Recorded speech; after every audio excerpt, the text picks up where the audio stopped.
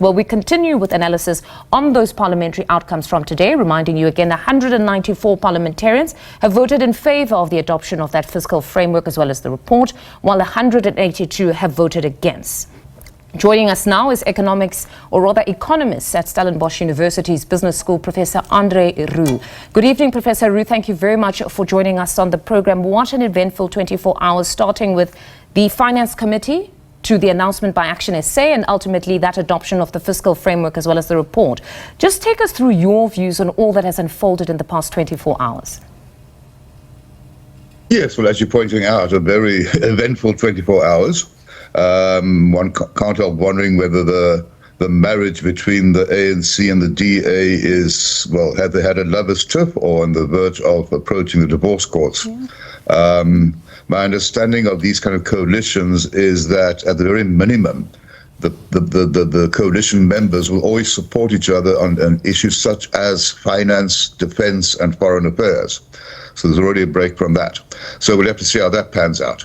In terms of the ultimate events this afternoon, I think in many ways it's almost sad that everything seems to pivot around a 0.5 percentage point increase in a certain tax rate. Yeah. And it's kind of missing the bigger picture, I think. I'm not saying it's trivial or unimportant, but the bigger picture is that you cannot grow an economy by raising taxes.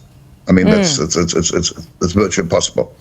It's missing the fact that, and I think your previous speaker mentioned this, that there's surely a great deal of wiggle room in terms of not raising taxes, but rather reducing spending to plug the so-called gap. I think that's an important point that's being missed. Mm-hmm. Alternatively, or in addition to that, the point's been mentioned repeatedly, even 3, 4, 5 weeks ago, when the SARS commissioner pointed out that there's probably up to 800 billion rand slipping through the net. I mean, just 10% of that, just 5% of that would almost plug the current gap or the current hole. Mm. So I think this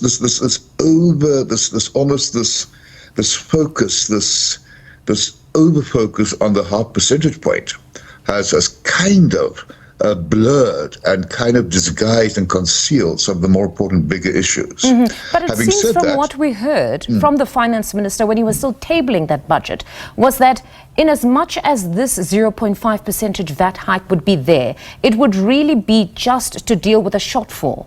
So in this instance, he still said that what they're going to do now is focus more on infrastructure, that at best they need to invest more. Similarly to what you say, you cannot grow an economy through austerity. So the cuts on spending have also not yielded any positive results. It doesn't lead to growth. And you're saying the taxes as well don't lead to growth. But then they've said at least the finance minister indicated that what they'd be doing now, they understand that this is the era of investing in infrastructure and that is how they're going to grow the economy. But political analysts have wondered that 1.9 projection of economic growth, if really it is realistic. Where do you stand on that? Do you think we could grow at even 1.9%? I'm afraid that's one of the many other issues that should have been emphasized and have been emphasized, but perhaps even more so.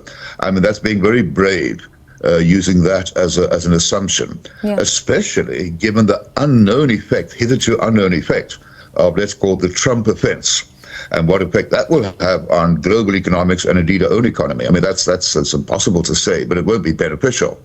You mentioned infrastructure. I quite agree. I mean, obviously, infrastructure is one of the engines of growth. But, I can't remember when last a minister did not say, I'm going back many years, that we intend spending roughly R1 trillion worth of money on infrastructure over the next 3 years. Nothing new about the idea. Yeah. One would like to see it being spent. One just feels that this fruitless spending happening, unwarranted spending happening, and surely a few billion here and there could be saved. I'm not trivializing the VAT increase, not at all.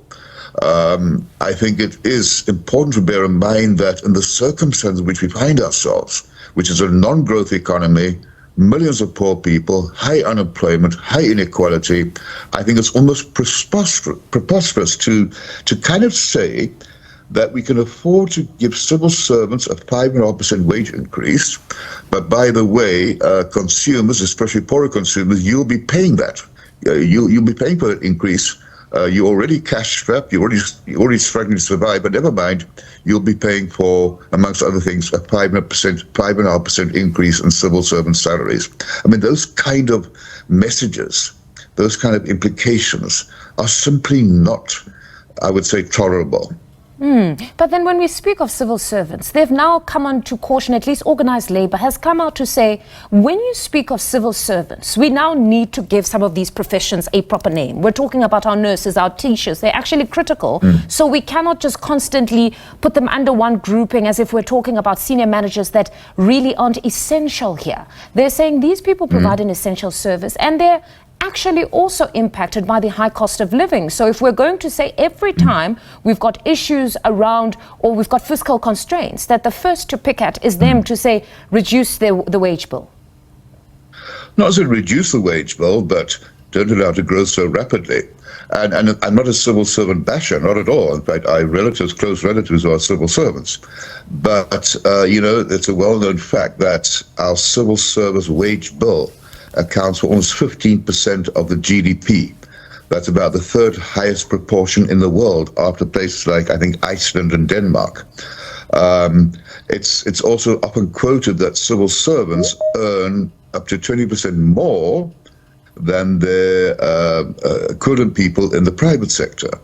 So, we're going to take all these into account, but to me the real important concern is the message that civil servant wage bills, wage increases of 5.5% higher than inflation are being financed by the poorest of the poor. I mean, that's almost being tone deaf about it. Earlier speaker mentioned our government debt ratio rising to 70-something%. Yes, that is very unfortunate. Yeah. But the real thing about that is that a lot of that additional debt has been incurred to party finance. Let me hasten to say, party finance, again, the civil service wage bill. So we're borrowing money, government's borrowing money from you and me, by the way, by our pension funds to partly pay monthly salaries. And then, of course, the other big thing is the interest burden, which accounts for 21% roughly of all the tax that you and I pay. Now, these things simply are, as long as we have these kind of realities, it's going to be difficult to balance the books, as it were, in such a way that it helps us to create growth. And I'd be the first I would hasten to agree, by the way, that I think we do need social grants. Yeah. I think it's justified. It's just a pity that there too we sometimes have to borrow money to help pay these social grants. So, the result is that investment, as you mentioned earlier, so crucial, is in some ways being crowded out. I quite agree we cannot afford higher government debt. We can't borrow too much more money. We can't really afford, in terms of the economy, to raise personal income tax rates. It's already high. Corporate income tax rates are high. We don't want to deter foreign investors. We can afford, I suppose, a bit more of the sin taxes. So you left Speaking of sin taxes, Professor, we heard today a suggestion that possibly now we need to tap into the gambling space. And this was something that I actually also once heard from the MEC here in Gauteng for finance. So today we heard it again, that perhaps this gambling space, I think it was Musi Maimane of Mosa that actually touched on this, that there's a lot of revenue here. What is your take on just that?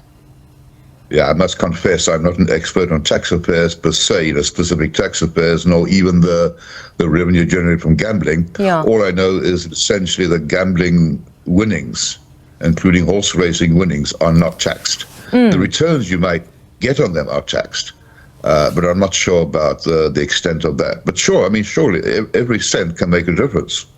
But you don't reach a point where you are trying to squeeze blood out of the proverbial stone and deter economic activity. There's a very fine line there, which is also why one must be careful not to overtax anything or anybody. It might end up deterring people from engaging in economic activity, which again is one of the concerns about things such as raising the personal income tax rate or raising the corporate tax rate. You might raise to such a point that people deliberately, voluntarily reduce their economic activity. So there's also a very fine line there. Professor, it But sounds as I like a say, very it brings us difficult back to the- position that we find ourselves in, honestly. Quite a difficult position, and I honestly wish we had more time to actually delve deeper into this conversation around the alternatives, because as you've said, many have spent quite an inordinate amount of time on the 0.5% VAT increase as opposed to the alternatives now, because essentially Treasury has 30 days, as per the commitment with Action SA, to come up with an alternative to deal with the income tax bracket creep, but also to deal with the 0.5 VAT increase. But thank you very much for your time this evening. That was economist at Stellenbosch University's Business School, Professor Andre Roux, just giving us his take on today's parliamentary outcomes there.